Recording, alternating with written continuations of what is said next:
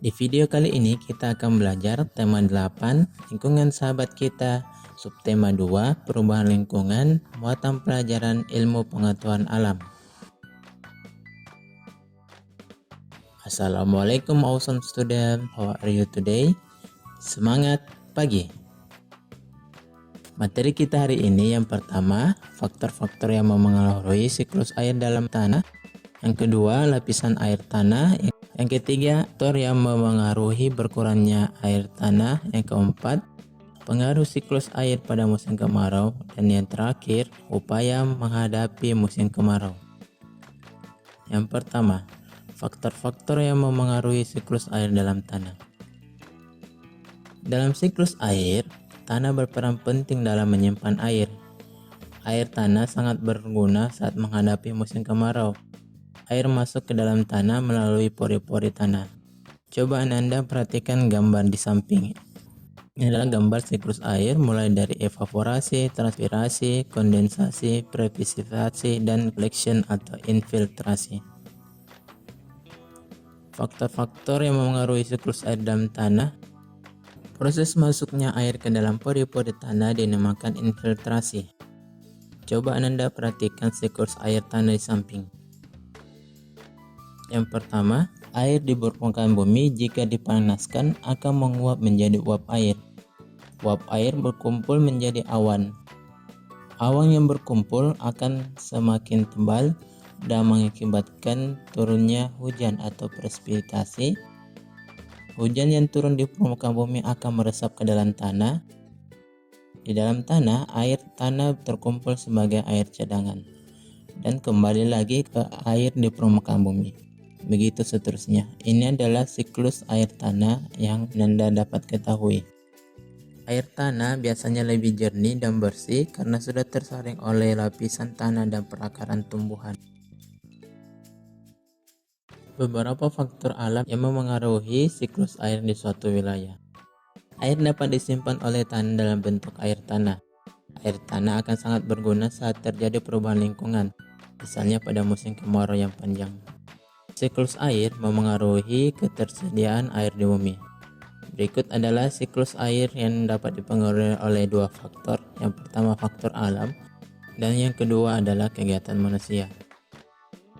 Siklus air yang dipengaruhi oleh faktor alam ada 4. Yang pertama curah hujan, yang kedua material batuan, yang ketiga lereng pegunungan, dan yang keempat adalah keberadaan tumbuhan atau vegetasi. Yang pertama, curah hujan. Curah hujan berpengaruh pada tanah karena sumber air tanah berasal dari curah hujan yang turun. Semakin banyak curah hujan yang turun, maka semakin banyak pula cadangan air yang tersimpan. Yang kedua, material batuan. Air menyerap ke dalam batuan melalui celah batuan. Lapisan tanah yang mengandung banyak batuan akan menyimpan air sehingga air bertahan lebih lama di dalam tanah. Ketiga, lereng pegunungan atau kemiringan wilayah. Air tanah akan mudah disimpan di lingkungan yang datar atau tingkat kemiringan yang rendah.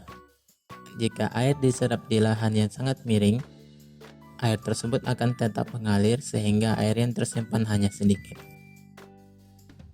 Yang keempat, keberadaan tumbuhan atau vegetasi.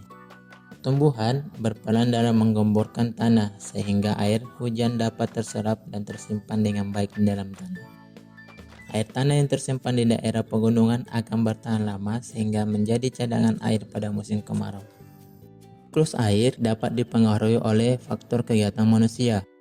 Kegiatan manusia juga dapat memengaruhi siklus air.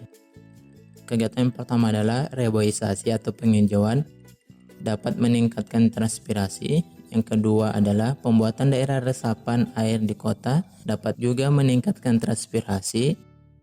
Dan yang ketiga adalah membuang sampah di badan air, mengurangi evaporasi atau penguapan. Yang keempat, penebangan hutan dapat mengurangi transpirasi. Lapisan air tanah. Coba Anda perhatikan bagian berikut. Air permukaan atau surface water, sumur praktis, sumur artesius, dan daerah resapan adalah bagian pada permukaan.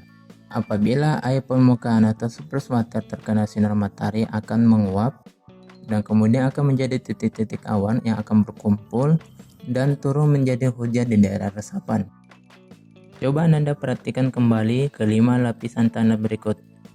Lapisan pertama, lapisan tidak kedap air atau permeabel adalah lapisan yang mudah untuk dilalui oleh air.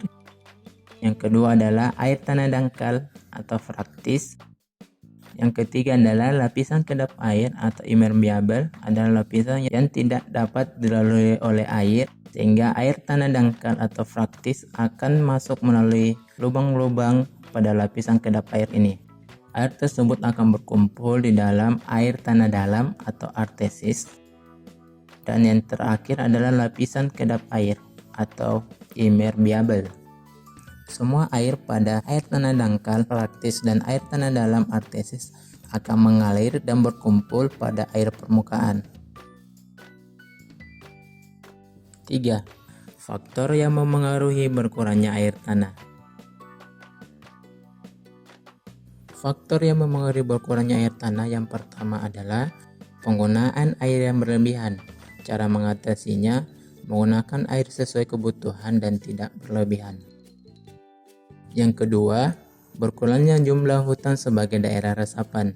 Cara mengatasinya, melakukan sistem tebang pilih, yaitu menebang pohon yang sudah cukup umur, serta dapat juga dibantu dengan cara reboisasi atau penghijauan kembali. Yang ketiga, pembangunan jalan menggunakan aspal dan beton.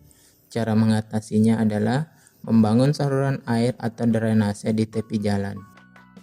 Yang keempat, pembukaan lahan untuk perumahan atau industri. Cara mengatasinya, membuat lubang resapan biopori dan menanam pohon di sekitar lahan. 4. Pengaruh siklus air pada musim kemarau. Siklus air dipengaruhi oleh suhu lingkungan, cuaca, hujan, dan keseimbangan lingkungan. Salah satu tahap siklus air adalah evaporasi. Evaporasi adalah penguapan air dari permukaan bumi menuju atmosfer. Evaporasi mengubah air berwujud cair menjadi air berwujud gas. Semakin tinggi panas matahari, maka air yang menjadi uap air dan yang naik ke atmosfer juga semakin banyak. Pada musim kemarau, uap air yang diuapkan jauh lebih banyak sehingga berdampak pada permukaan bumi. Coba perhatikan gambar di samping. Ini adalah pengaruh musim kemarau pada permukaan tanah, di mana tanah akan mengalami kekurangan air karena menguap atau terjadinya evaporasi. Musim kemarau yang berlangsung terus-menerus dapat menyebabkan hal-hal berikut. Yang pertama, berkurangnya sumber air minum. Kedua, persawahan menjadi kering dan tanah menjadi retak-retak. Ketiga, banyak hewan yang akan mati karena tidak mendapat sumber air. Keempat, gagal panen karena banyak tumbuhan yang layu dan mati. Dan yang kelima, penambak tidak dapat membudidayakan ikan dan hewan air lainnya.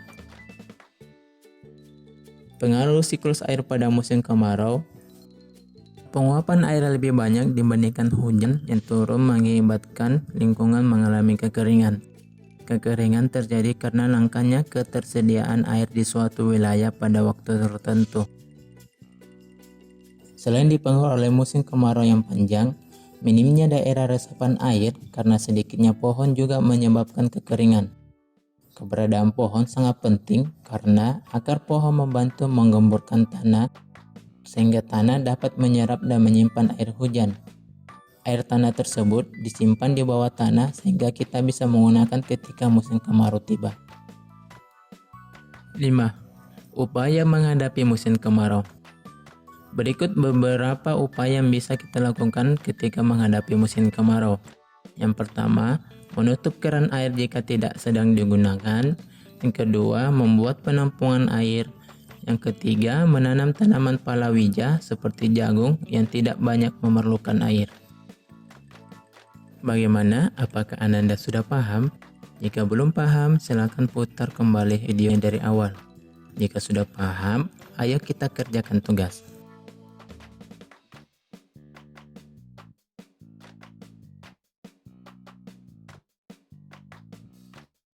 Sekian pelajaran kita hari ini. Bapak ucapkan terima kasih. Assalamualaikum warahmatullahi wabarakatuh dan tetap semangat.